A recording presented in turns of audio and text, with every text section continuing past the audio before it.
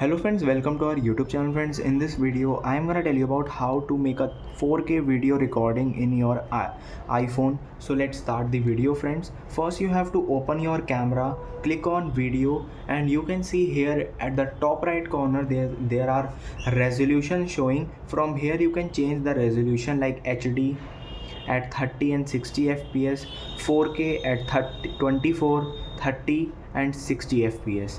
And friends, you can see this is how you can change it.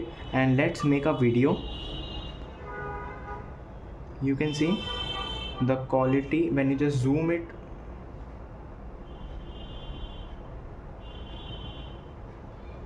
and this is how you can make your 4K video recording. I hope you like this video. If you like this video, then subscribe to our YouTube channel for more helpful tips and tricks videos. See you next time.